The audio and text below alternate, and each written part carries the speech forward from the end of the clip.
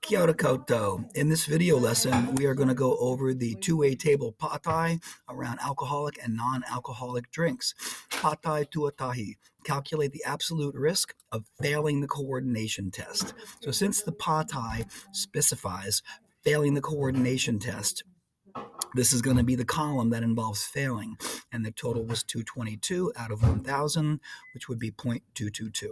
Next, calculate the absolute risk of failing the test after 3 alcoholic drinks. So with this pātai, we see it is now being limited to after 3 alcoholic drinks. Well, I ask, which row, which column, where are the 3 alcoholic drinks? Right here. So this is the only row that you can use the numbers from.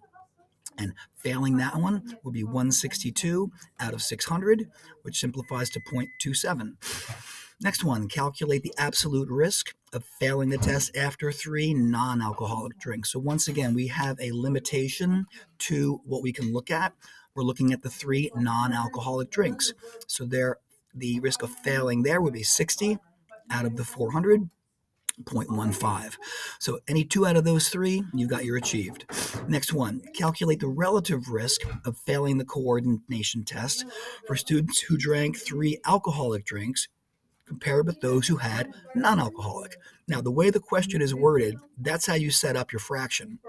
So, failing the test who drank 3 alcoholic drinks. Well, that's the 162 over 600, compared with those who had non-alcoholic drinks.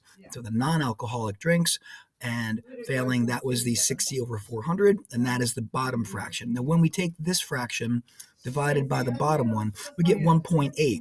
What that means is those who drank 3 alcoholic drinks were 1.8 times more likely to fail the test compared to those who drank the 3 non-alcoholic drinks. Last pātai. A different group of 60 students was given 3 non-alcoholic drinks, followed by the same coordination test. How many would you expect to pass the test? Would you be surprised if 53 passed the test? Well, the first thing we're going to need is what is the probability of passing the test after 3 non-alcoholic drinks? 3 non-alcoholic drinks, passing the test, 340 over 400.